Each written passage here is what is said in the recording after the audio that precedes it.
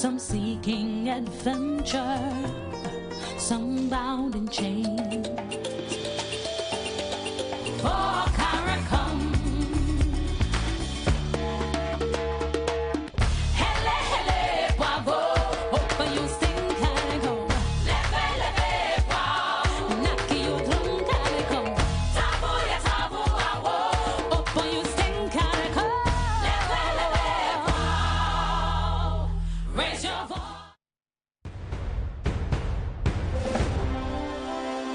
From many distant lands our forefathers came, some seeking adventure, some bound in chains. For CARICOM, hele hele bravo, open you sing CARICOM, leve leve wow, naki you drum CARICOM, tabu ya tabu awo, open you sing CARICOM, leve leve wow, raise your voice.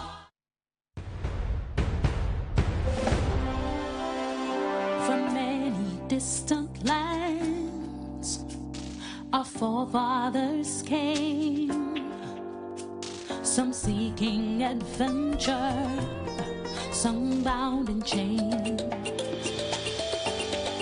For CARICOM,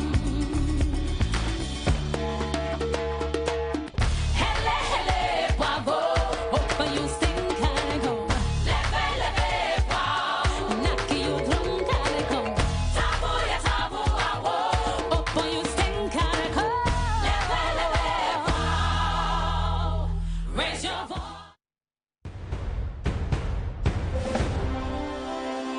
From many distant lands our forefathers came, some seeking adventure, some bound in chains. For CARICOM, hele hele bravo, open you sing CARICOM, leve leve wow, naki you drum CARICOM, tabu ya tabu awo, open you sing CARICOM, leve leve wow, raise your voice.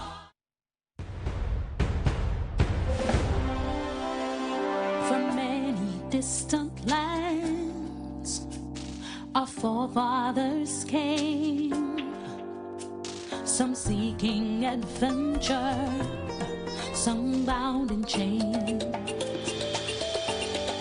For CARICOM,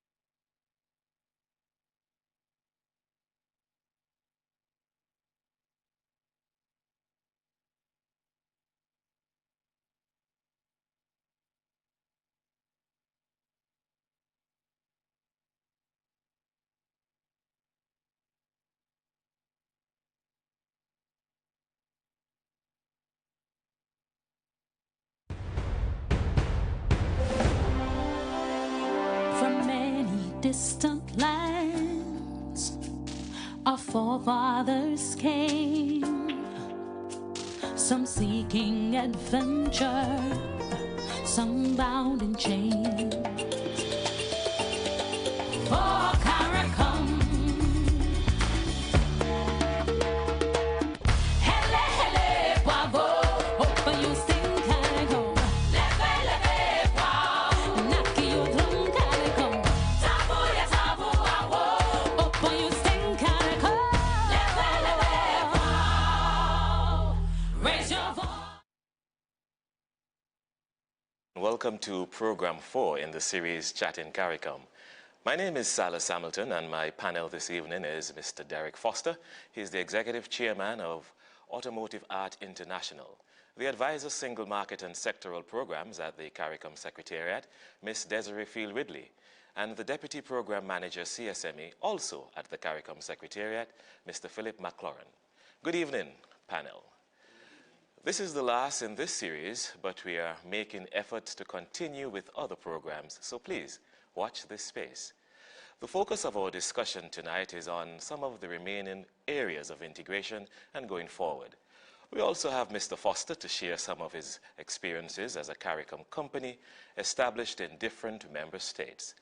We will touch on sectors such as tourism, transportation, and also look at government procurement. We will, of course, show the assistance received from the European Union, who remains a willing partner in supporting this program.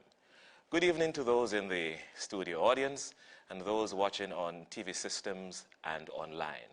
We are here at the studios of the Caribbean Media Corporation, CMC in Barbados.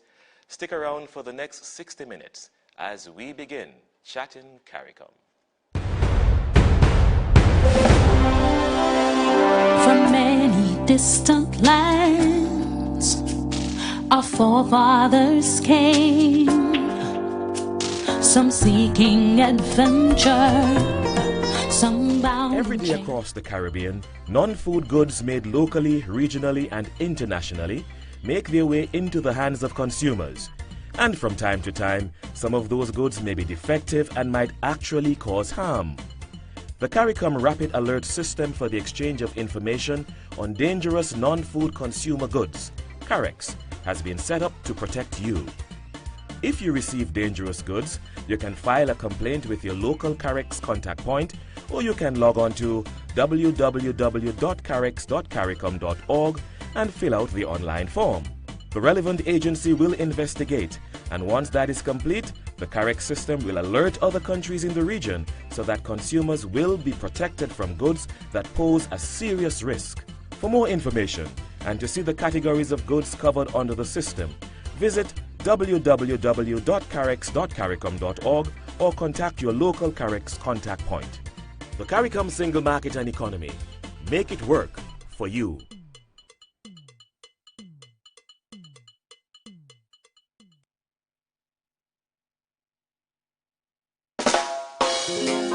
It's time to explore, to feel, to love. St. Kitts, everything you've ever dreamed of, and more than you could have ever imagined. It's time to follow your heart. St. Kitts.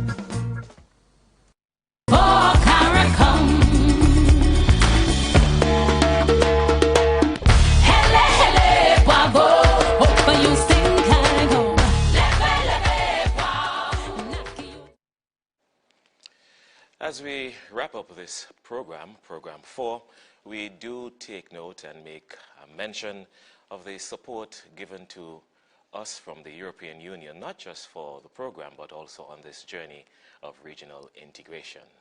That said, Ms. Field Ridley, I come to you. With the past programs, we looked at what is happening in the CSME and the connection with other integration measures.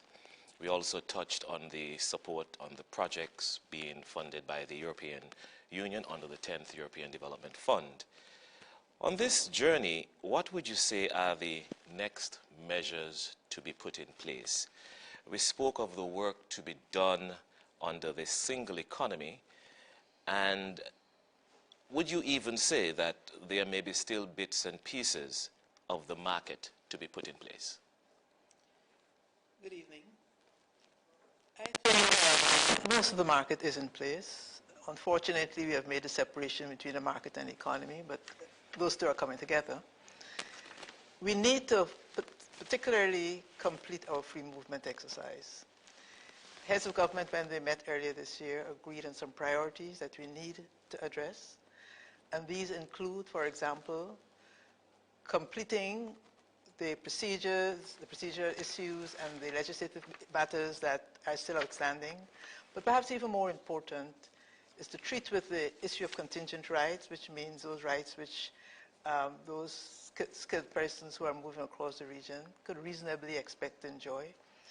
We also need to address the issue of free movement in itself. We have 10 categories which currently move. It is very onerous to, in fact, try to identify those categories in the process of moving. So on the table, once again, is how do we move to full free movement? Is that more easily able to be organized than, for example, just trying to identify each category? We also need to address issues relating to trade. The single market and economy is only as good as it supports or thrusters growth and development. And growth and development includes agriculture, it includes transportation, it includes tourism, it includes ICT, and a number of other sectors. Insofar as these sectors contribute to what they're supposed to contribute to production and trade, then it means we have to determine how we engage the private sector much more than we do now, and how, in fact, we can achieve that ultimate objective we have, which is not only the production and trade, but also a better standard of living for the people of the Caribbean. You had started and said, unfortunately, we had separated the economy from the market. Why did we? It's just a management process. We felt that the areas related to the market were the movement of goods, the services. We had already started goods a long time ago. Skilled persons, capital, establishment. Those might be more easily implemented. And therefore, in terms of the capacity we also had at the time, in terms of the skills we had available, the resources we had available, we started with the market aspect of it. However, at this stage, I think we passed that, we are fully into focusing on the economy part of the CSME, because the market will not be effective without the economy part. I know in the earlier episodes that we had, we did address those outstanding matters. But even as we speak the market and economy sectors, that is going to be the proof is how effective are the single market and economy measures in achieving the ultimate objective, which we've set ourselves. Our strategic plan, for example, identifies that in order to support the objectives of the region, we have to expedite and accelerate the implementation of the CSME. And this is all aspects of the CSME. We've given ourselves until 2019. It will never be totally, completely finished, but to have the major elements effectively operating and used. I think that the next steps we're talking about is using the arrangements we have in place. If we don't use them, we wouldn't see the benefits there are. And I think the task we have before us, how do we make that happen? Okay. I'm going to go to the private sector person here, but a nice slip into him would be to ask you about something we call the built-in agenda. What is that, and what are the elements of that for the private sector? Again, the built-in agenda was a matter of convenience. When we were revising the treaty, we set ourselves some deadlines and some elements. And insofar as we wanted to have a complete product, there were some areas where we were not able at that time to complete. So we identified about 5 elements of what would make a CSME more effective. And these related to free zones, establishments of free zones. It related to free circulation of goods. Once the goods entered into the CARICOM region, that they could circulate freely across the region. They related to e-commerce. We started work on that. We have not completed work on that. It also related to government procurement, which would be a new market for us. And, as I mentioned before, contingent rights. Those are the rights which, when you move across the region, you can reasonably expect to have access to, whether education, for example, health services, for example. And that is what is going to make free movement attractive. Free movement in itself is a measure which enables us to use our resources across the region. In some cases, a country might be too small to in fact, absorb the strengths and skills that are available there, or they just might not have them available to themselves. So we can pick and choose which countries these skills are available and where we can use them, or which countries you can go to provide the services and the skills. Okay. Mr. Foster, welcome. Private sector is always busy. Thank you for your time to be here. Thanks for having me. Your website, I did go on it. It says that you are the Caribbean largest auto care retailer of car enhancement products and services, and you're presently in 7, I counted them, 7 of the CARICOM member states participating in the CSME. What was your experience like in establishing across the CSME? Did you use any of the CSME processes? Yes. First of all, we have stores in 7, but we actually sell our products in all. So our primary business is automotive paint. What you see on our website is our retail presence, which is in 7. So yes, we did. We used the CSME. Obviously, if you look at Barbados, where we were born, let's say, we're a population of 275,000 people. CSME is around 13, 14 million in all, and the wider Caribbean is 45 million. So that's a big market. So for us, it was critical to not look at the island in which where we started, more importantly, to look at where the possibilities for us to go. I was very pleased to hear about the major issues with moving people. Like a business like us, it's critical that we're able to move people across the region. Unfortunately, not all of them have qualified under the Skill National Program. That's one issue. And the second issue is, what do you do about their spouses and their family? For example, when we move people to the United States, their spouses are automatically given a work permit, just like them. So the spouse is free to work. The children have access to schools wherever they live.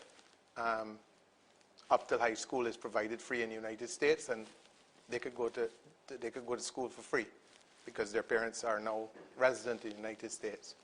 Those are some of the things that I think would be very attractive to companies like mine, and to the people that work with us, because then they don't have to think about these things. What would I do? What would my wife do? My wife is a lawyer. What would she do? I can't move or not work, for example, or my husband, in some instances. So I think those are things we need to work on. I'm glad to hear that you're addressing it. And I'm not one for borders, so I don't believe we should build barriers. Although free trade has helped my company, the free trade movement of goods in CARICOM has helped my company. It's not something I think is a big benefit to any organization that wants to be global. Global organizations are not about barriers, it's about removing them. So we benefited from it, of course, but I think the tariffs we have in place without the bung rates that Barbados has, for example, is more than enough to protect any business from the CARICOM. And in some instances, I think that the big tariffs hinder businesses from exporting. It doesn't help. Just to say, though, you've got to know that spouses can, in fact, work. That was a decision taken by heads of government, I think, a year or two ago. So at least we're on par where that is concerned. With respect to education and health services, even though we say contingent rights is an outstanding issue, some countries do, in fact, allow access to these services, because in fact, in some countries, primary school education is compulsory, so they have to go to school. Emergency health care, they're not likely to turn you back if you have to go for emergency health services. So what we wanted to get is better streamlined, so that you know that it's your right and that is something you can do. You also have the right of move of your managerial, technical, and supervisory staff, which again allows you to operate effectively in another member state. I'm going to come back to see if you used any of that when you were setting up and if you continue to use. But for now, as usual, we go around the Caribbean and we ask persons a certain question each time on Chatting CARICOM. And this time around, we asked, what do you want the CSME to do for you? First of all, provide more job opportunities for us in the Caribbean. A lot of people go away and study, and when they come back, they have no job opportunities. So that's what I want them to do for us. Not for me, but for the country. We, like our local farmers, they have very, very good product, and our product is the best. And we think that we should export and make the CMC do the work what they're supposed to do as in Caribbean central marketing, and boost our product in order to go around the place. That's what we like the CSME for do. From many distant lands, our forefathers came, some seeking adventure. Have you or someone you know been diagnosed with diabetes? If so, it is important that you know about Glucerna. Glucerna is a nutritional supplement for people with diabetes and contains Carb Steady, which helps minimize blood sugar spikes. Manage your diabetes with Glucerna. Glucerna, nutrition for people with diabetes, designed for you. One aim of the CARICOM Single Market and Economy, CSME, is for CARICOM nationals to be able to move in the region, to seek work, to visit, to establish a business, or to provide services. CARICOM also provides a complaints procedure which allows you to report any instances where you have experienced difficulty in accessing your rights, either on arrival or once in the country. Simply complete the form provided online and at a number of locations. Submit it to the CSME focal point in your home country, the country where you had an issue, or via the web. The complaints procedure works to safeguard access to CSME for all CARICOM nationals. For more information, visit csmeonline.org or call your local CSME authority. The CARICOM Single Market and Economy. Make it work for you.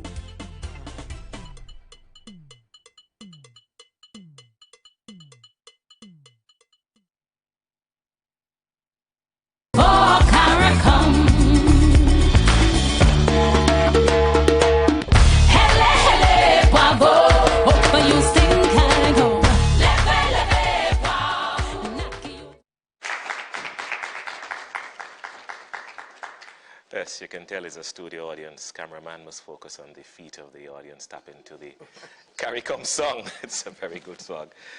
Before we went to, you saw from the Vox Pop some of the issues that we had already spoken about over the years in terms of what the CSME responds to. You would have seen the young lady ask about jobs, and the individual who I think is a farmer, he was speaking about a bigger market. Before we went to the break though, Derek, I was about to ask if you had specifically used any of the CSME processes in establishing your business. You spoke initially about the wider market, but in terms of moving your staff, of establishing, did you use any of the processes? We did. We have several times in moving staff around the region, where we, use the Skill National program to move people.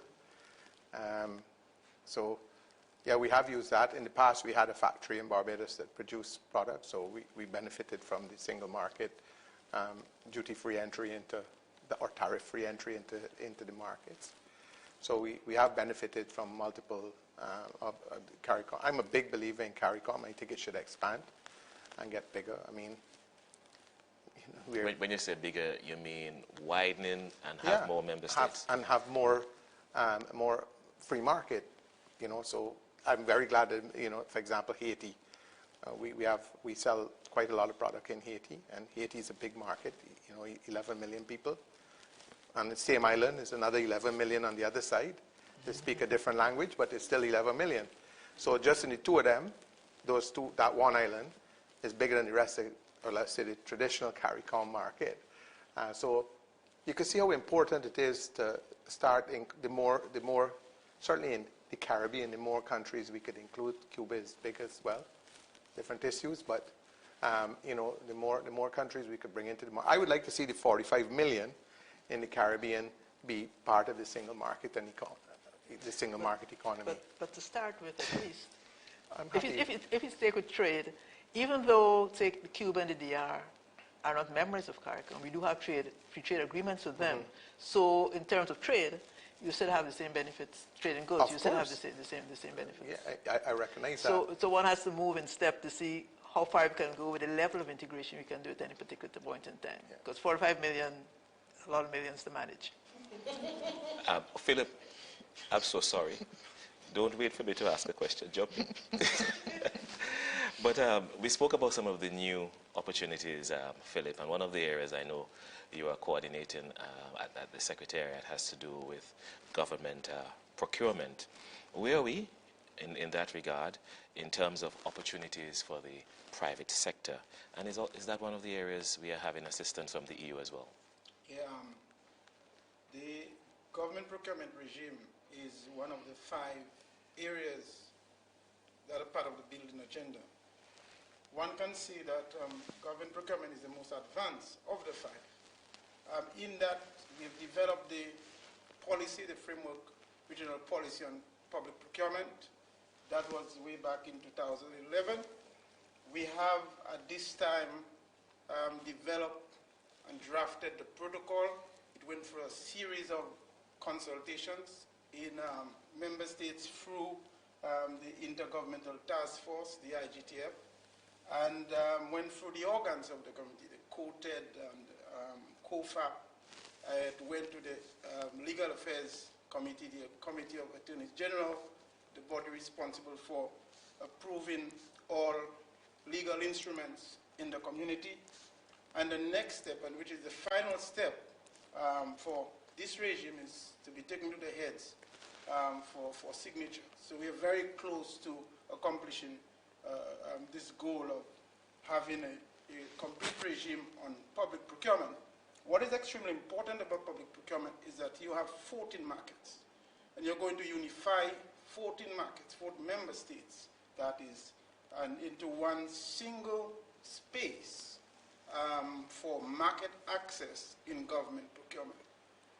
So on one hand, you have 14 governments buying goods, services, and the procurement of works from the private sector. So you have the private sector now have opportunities in 14 member states to sell their goods, to provide services, and of course to participate in works, public works, in 14 member states. The procurement market has not been quantified over the time because you have a lot of, you don't have enough data, but it is estimated that the public procurement market in the region is between 25 to 30 billion US dollars. That is the amount of money from the private sector that government, expend on an annual basis to procure goods, from pens, pencils, and the list goes on, to services and professional services, and then public works. So you can see the opportunity as you integrate 14 markets into a unified space. But the point to be made... A follow-on question though, Philip. Is there a structure in place of accessing the market, or is it just carte blanche? The structure is that we are looking at 2 levels. There is something called below the threshold. So you have, for goods and services, procurement values that are, for example, below 150,000 US dollars for goods and services. That is for your national space. Any procurement opportunity that is at and above that value, 150,000 US for goods and services, and 3 million US for works, then the market is open at that point to all CARICOM nationals in the 14 member states. So a supplier can bid on a project at and about $3 million in any member state. So in other words, the member state would have to advertise that opportunity, and there would be no restrictions to allow CARICOM nationals to, in any of the 14 member states, to bid on projects that are at and above the threshold. I can see Derek looking at you with great interest with this market that you're speaking about. We have to take another commercial break, however, and once again we hear from the region in terms of what the CSME can do for them. What I think is missing as they attempt to establish a Caribbean single market and economy is there is not an enthusiasm among the people for it. They don't seem to be an appetite for it. It seems as though the politicians in the region pushing this thing and the people aren't really buying it. So there need to be people's involvement, and the information needs to come down where people need to know. People need to know what is happening, and people need to, it's supposed to be indoctrinated into the psyche of the Caribbean people, and this is the direction in which we're going. But to me, most people don't seem to care, they don't seem to be bothered. And one of the reasons why this is so is because the Caribbean society is so divided. There's so many media houses. There's a complete social destabilization existing in the Caribbean, and the result of that is almost a multiplicity of society. Everybody living different lives, everybody in different direction. There's not a common agenda, and that, the main reason for that, I think, is that because you have one or two people running around from CARICOM saying they're doing information, but it has to be an information saturation approach where it is heard every day and all the issues and the technical aspect of it is brought down on the street, so people could understand that this is what we need to go, this is where we need to go, this is why it's important, and this is how we're going to get there. But at the moment, that whole collective approach towards achieving this end, it is really not happening. That's a major absence from this bid to establish a CSME. From many distant lands, our forefathers came, some seeking adventure, some bound the in CARICOM chains. Single Market and Economy, CSME, opportunities to relocate for work as a CARICOM skilled national have been expanded to include 10 categories of persons.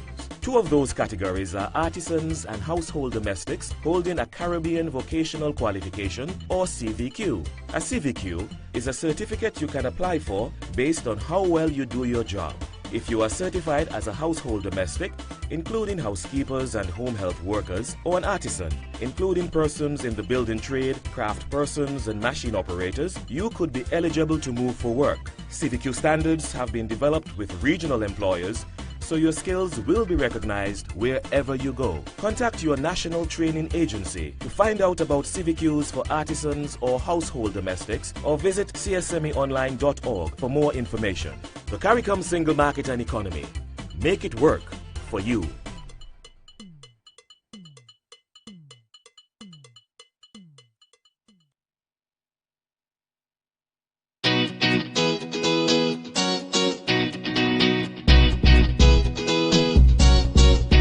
Carry Festa for you, carry Festa for me, carry Festa 13 Barbados. Carry Festa for you, carry Festa for me, carry Festa 13 Barbados.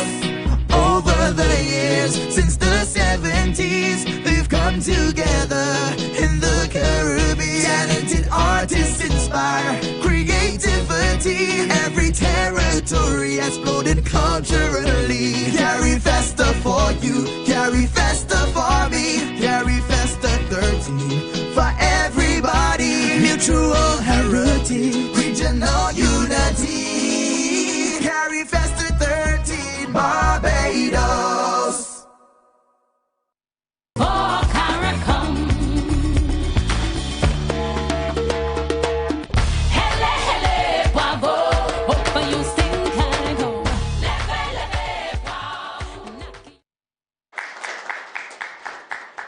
back to Chatting CARICOM, and we are almost halfway there.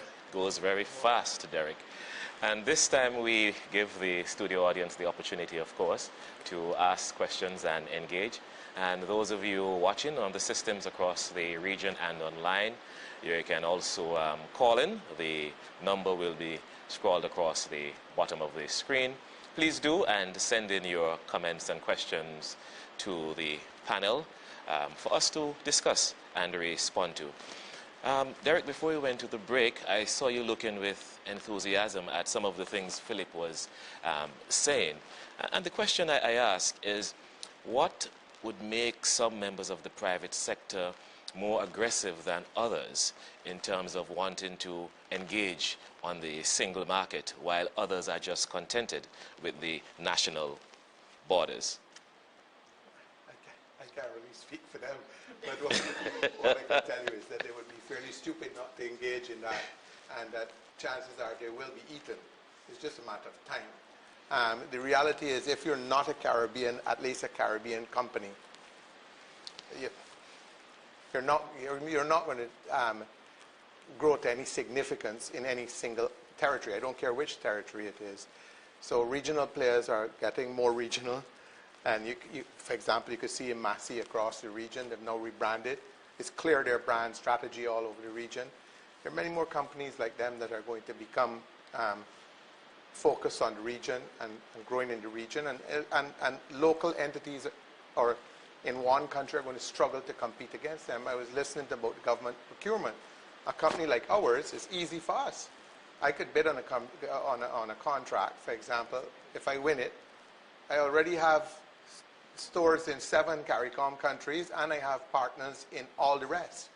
So should I win a contract, that's a benefit to me and my partners that are around the region that distribute our products or own our franchise in our stores. Is a benefit to them. A benefit they couldn't have if we weren't a regional company. Because imagine the buying power I have relative to, say, a single person operating a tire shop in St. Kitts. Think about the price that I would buy tires at, for example, relative to one operator in one island. You could understand there's going to be a massive difference. And I suspect when you say eating as well, you're also looking at the international forces coming into the Caribbean. Of course. That while you're looking at other CARICOM countries, there are other conglomerates from the world coming in to your own space. And I guess the technocratic phrase would be, we have to be more competitive. That's a realistic phrase. And I think that's the correct answer. I mean, the real issue is I tell you what frustrates me. What frustrates me is when we, in the Caribbean, Barbados is probably one of the best at it, compare ourselves to countries that are lesser off than us, as opposed to the ones that are better off than us.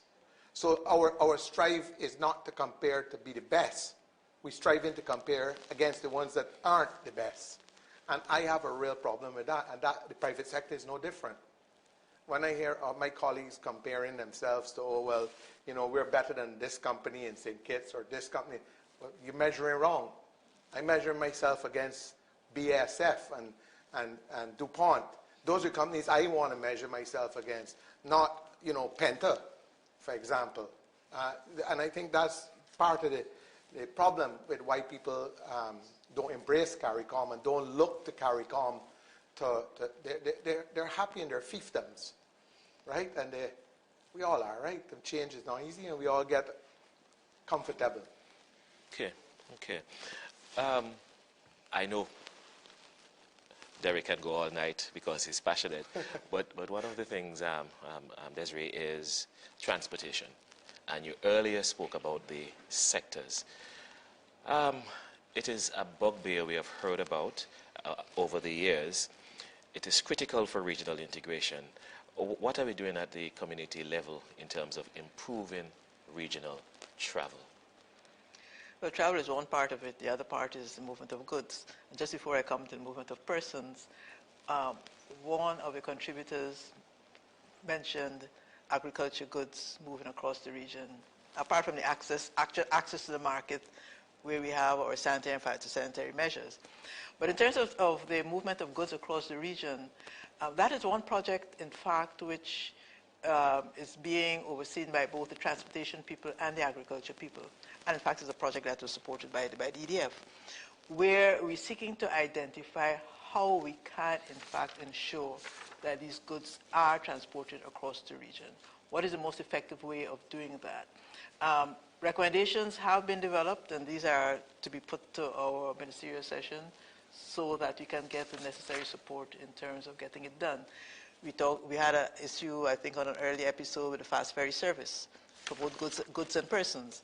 Again, it takes capital, it takes investment. It also has to be done in a context where you've seen a profit in that.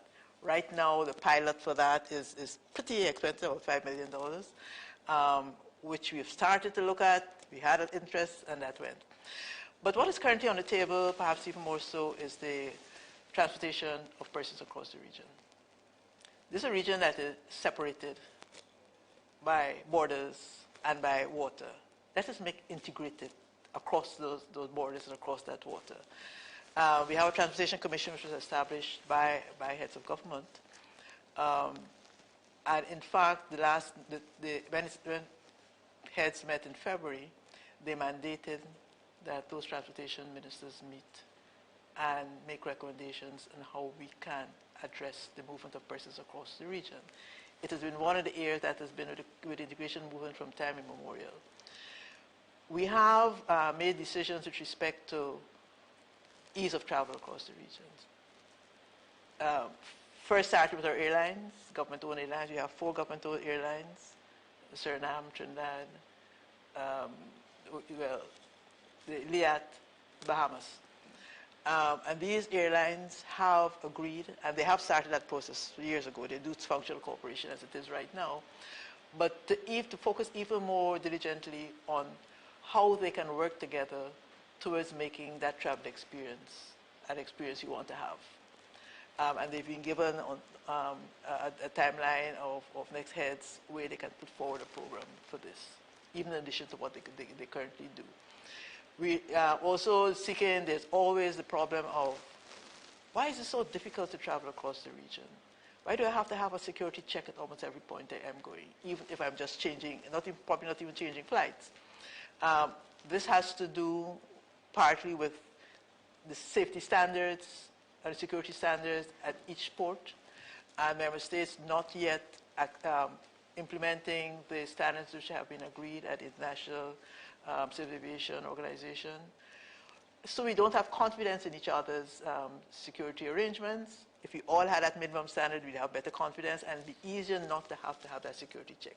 That's an area which have mandated that needs to be addressed. There's also the issue of the... But you do agree, though, that for the average person, not the average person, all of us, it is frustrating, especially when you come off the same airline and you have to go through the security check to go back on the same airline. I absolutely agree, which is why we have been mandated to look at it specifically. How can we address that issue? And in fact, ICAO, which is the international agency, has indicated that they are willing to help us to address that issue. There's also the issue of how we travel across the region once you're in the region. We always have Cricket World Cup cited as how easy it was to move across the region. The establishment of that single domestic space, which was for a finite period of time, so it was easier to manage. We have put that back on the table. Heads have mandated that we address that and focus on how that can, in fact, be effective. There's also, in terms of how the airlines coming into the region and those in the region function. They've agreed that we need to establish a single airspace, and therefore we have to develop the roadmap towards establishing that single airspace. So I've identified some of the big issues which have got to be addressed if we're going to make that travel experience, not only because it's necessary, but because people do it for leisure and pleasure. And we say we establish a single space. You can't have a single space if you can't move across that single space. I will tell you, panel and studio audience and across the region, the next iteration of this program must be an hour and a half. This is the final 15 minutes as we go to commercial break. And once again, hear from the people across the region what the CSME can do for them. As I don't know much about CSME, So I can say that as a fact, and as a grassroots person, I can really understand the concern of other people. Education is the key towards the CSME. A lot of us don't know anything about the CSME. We hear this piece and bits, but not like a steady conversation. So then we get adequate knowledge about the whole situation of the CSME. From many distant lands, our forefathers came, some seeking adventure, some 60 years ago, we started greatness. Now it's time to celebrate greatness. Antigua's Carnival 2017, July 28th to August 8th, celebrating great pageantry, mass, pan, calypso, soca, celebrating culture, celebrating the Caribbean's greatest summer festival, Antigua's 60th anniversary carnival, powered by Flow. Grow your business or promote your event through the services offered by the Caribbean Media Corporation and CaribVision. Our distribution provides a platform on cable, terrestrial television, and websites. We cover carnivals and events from across the region. We can bring your event live and alive to the world. For music makers, program producers, businesses, we can expand your reach to in excess of 2 million households daily. Our other services include news updates to enhance your media products, studio space for program and development. We can facilitate the launch of new products and services and training.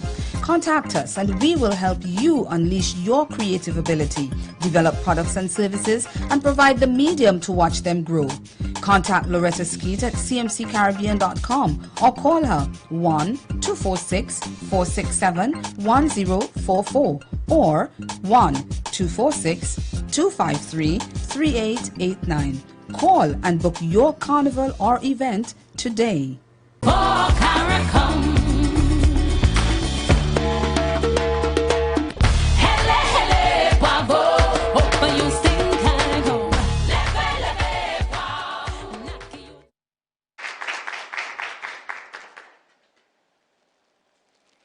Welcome back to Chatting CARICOM, and once again in this last segment, the studio audience, of course, you're invited to participate. You can ask questions or make any comment concerning CSME and the integration movement, what we're speaking about in our final session in Chatting CARICOM tonight. The two Vox Pops identified and spoke about education, the need for information, and as one of the two persons referred to running up and down the region in terms of carrying the message, as my friend from Grenada in the earlier Vox Pop says, I think you're another one, Philip, in terms of carrying the message of regional integration. It is agreed that it's not just for the Secretariat or Secretariat staff, but also for the member states themselves to have buy-in and to assist in educating the people of the region on the CARICOM single market and economy, and in fact this community for all. Philip, I see all of what we are doing specifically for the consumers. As soon as you're born, you are consuming, and it will be good to put in now what do we have in place specific to consumer education. We just launched the CAREX. I mustn't speak about acronyms, so spell it out for me, and if that portal is operating. Yeah, indeed. We always see that consumers are the largest economic group in any economy, and sometimes, you know, their voices are hardly ever heard. But they are very important and integral to economic development. Consumers really provide the fuel of growth in the economy. We cite the private sector as the engine of growth, but consumers indeed provide the fuel for that growth. And you must never forget the demand side policies as well. And one can say that the community has done a very good job, as CARICOM, in terms of advancing the welfare of consumers. And I was looking at some of the regional trade agreements throughout this world, throughout the world, in fact, and it is only two regional arrangements that have positively integrated consumer protection in the region. That is the European Union and the Caribbean community. And that is commendable.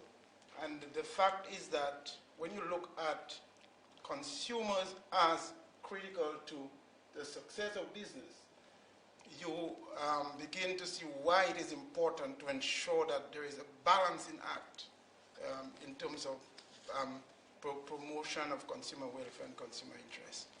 And in the region, what we have seen is the development of a model bill for consumer protection to achieve harmonization across member states. And it has reached the point of approval at the level of the Legal Affairs Committee and now passed on to member states. Quoted has given member states 2 years to fully implement consumer protection legislation harmonized across. And by quoted, you're talking about the Council for Trade and Economic Development at its 44th meeting in November last year. We have also moved one step further in ensuring that you have a platform to allow consumers to lodge complaint online. And it is what is called the CARICOM Rapid Alert System for the exchange of information on dangerous non-food consumer goods. It is similar to what obtains in the EU, the Rapid Alert System. So you can actually track dangerous goods that have entered your market, and it poses a threat to the life and the health and safety of consumers. You also have a similar arrangement by the US FDA and the other agencies that look after non-food items. For example, the Consumer Product Safety Commission.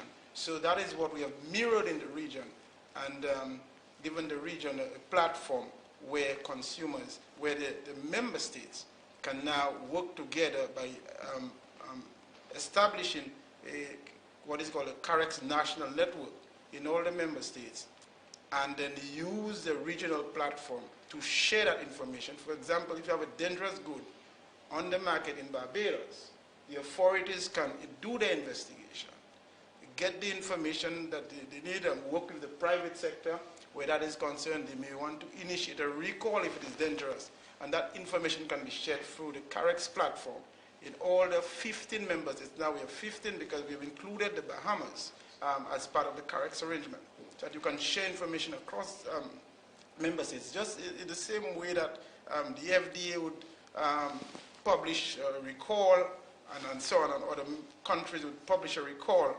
We can do so now in the region, publish recalls, and so that people can be made aware of dangerous goods on the market, and the authorities can work together to detect, investigate, and of course take action to remove those goods that pose a threat to the region. That would certainly be a good thing, because we usually hear what is coming out of the US, and we have been asked to ensure that this break is not good and this, that. So it'll be good if we can do it for ourselves as well. Mr. Foster, you've been listening thus far, and I normally like to start to segue into the wrap-up before the wrap-up starts. Listening thus far, what further would you like the integration movement to facilitate for you? Well, I would like, obviously, I said earlier, a bigger market. But the truth is that I think that the integration movement, if we could just get it to where we could move goods and people freely, I think it would be fantastic for the region.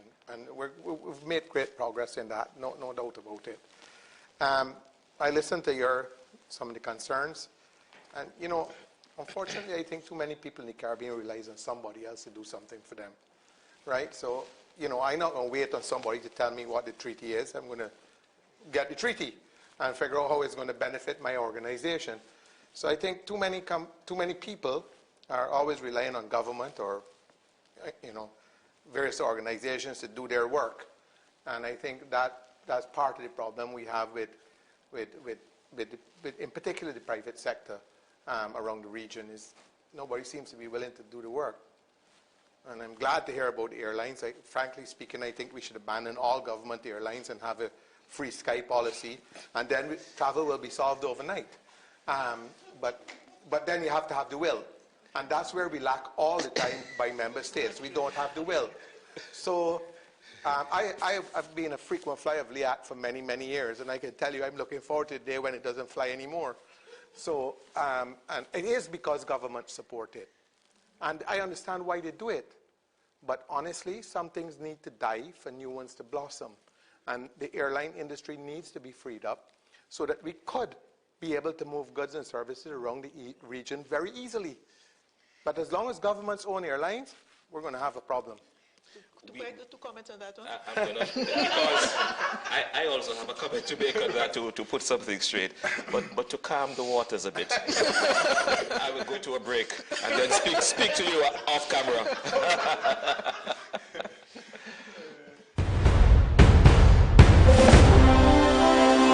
From many distant lands, our forefathers came. Some seeking adventure, some bound. Grow your business or promote your event through the services offered by the Caribbean Media Corporation and Carib Vision. Our distribution provides a platform on cable, terrestrial television, and websites. We cover carnivals and events from across the region. We can bring your event live and alive to the world. For music makers, program producers, businesses, we can expand your reach to in excess of 2 million households daily. Our other services include news updates to enhance your media products, studio space for program and development. We can facilitate the launch of new products and services and training. Contact us and we will help you unleash your creative ability, develop products and services, and provide the medium to watch them grow. Contact Loretta Skeet at cmccaribbean.com or call her 1-246-467-1044 or 1-246-253-3889. Call and book your carnival or event today.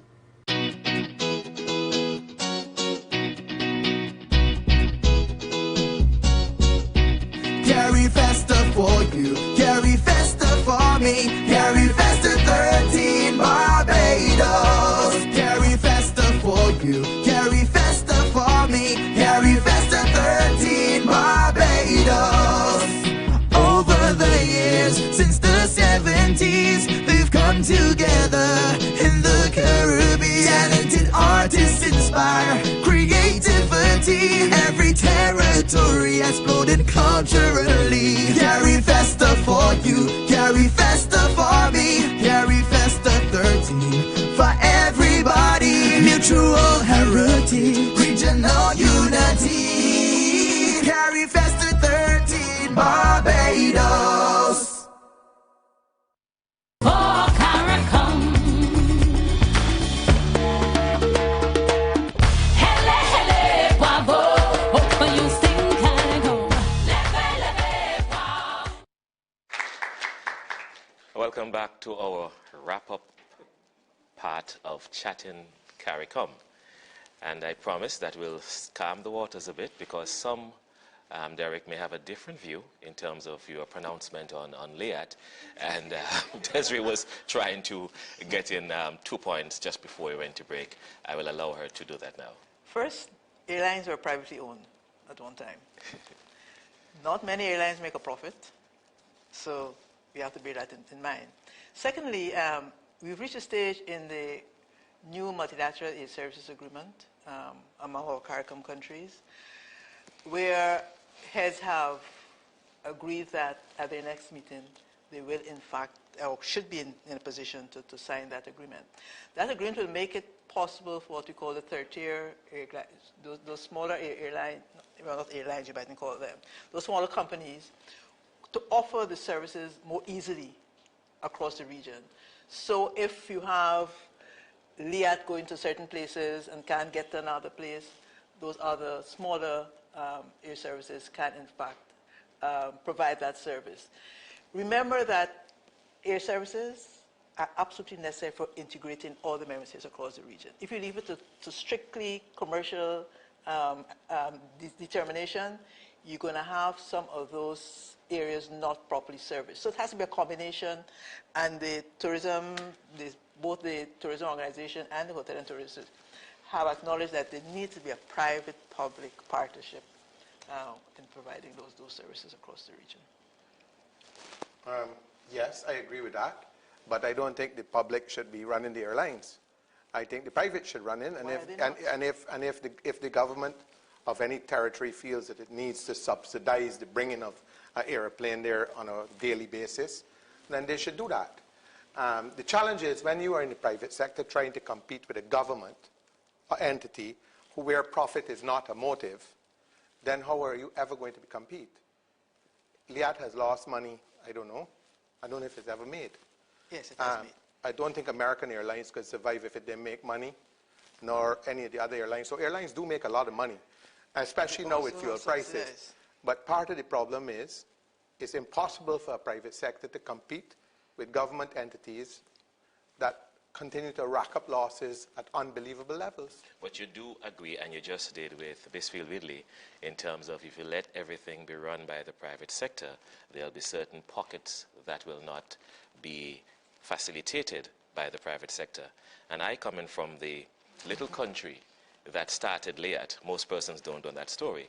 It actually started in Montserrat on an airstrip called Alveston, and it moved from there to Antigua at the then Coolidge. And little 5,000 populations still believe that they are worthy to be called part of CARICOM. So there is a case to be made for certain areas where the private sector may be looking for profit, but there are people who need to be serviced as well. Well, I could tell you that I'm pretty confident that whatever you tell me, I could have a solution for you pretty quickly in terms of whatever it is that you're trying to solve and so on. So, for example, let's pick that one. So Montserrat is a small country. So part, again, the rights to fly into, say, Puerto Rico, you have to fly into Montserrat. I'm just saying, these things are easily solved. The same, I hear this argument about bus service in Barbados. So you give a very popular route with one that's not so popular. You have to service it. You bid on it. There are many solutions. Listen, all these problems have been solved. The real issue that we have in CARICOM, and I'm telling you I've been to all, is will. Is the will on behalf, not only the government, the private sector, also the unions, to implement things that have to be done.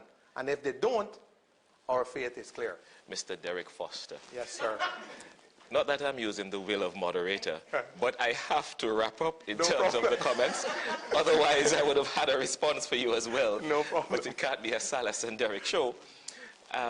Final comments in about 10, 20 seconds as we go around quickly. Starting? Yes. Next step. From all the comments we're hearing, we have to be able to ensure that on a continuous basis, information is available. I think that is, we had a discussion on it. We have to orient ourselves to enable us to do that. We also have to identify how it is we are going to ensure, or you can't ensure, but you're going to facilitate the different stakeholders, whether it's the private sector, whether it's the public sector, whether it's civil society, making use, exploiting the facilities and measures that we have put in place. Because the effectiveness of the CSME is going to be as good as it is used. So we set ourselves 2 priorities, let's say, for the next year or 2. The public education, public awareness, and the involvement of our various stakeholders in using the single mark CSME arrangements to the benefit of all of us. Thanks very much. Philip, 13 seconds. Indeed, what we are trying to do now is to take advantage of the technological age, and a number of our programs will be going online. For example, the procurement will go online very shortly. Labor market information is going online. We have the online company registry, so you can actually go and register a company online, and that is work in progress, very near completion in terms of fully operationalizing. Thank you ever so much, Philip. I'll apologize tomorrow. Derek, you have the same 13 seconds. Well, I think that we need to capitalize more on what we already have in place in the private sector. I think most private sector people don't capitalize on it, and that's their problem, frankly. But we have a lot already. And people always complain about what we don't have and don't look at what we have. So I think if the private sector engaged what we have, we would be fine. Thanks ever so much, and we leave it at that as we come to the final in the four-part series, Chatting CARICOM. We say thanks to the support of the European Union in facilitating this broadcast, and we at the CARICOM Secretariat, we are also trying our best to see how we can continue this set of programs maybe for a year in going forward. So please ensure that you look at this space. Thanks, of course, to the support of the Caribbean Media Corporation and these lovely studios here in Barbados. And the audience comes out regularly once a month for this activity, and the team and the crew who are all here each time when we start the show. Final wrap for Chatting CARICOM. My name is Silas Hamilton. You may see me again on such a program. Have a good night.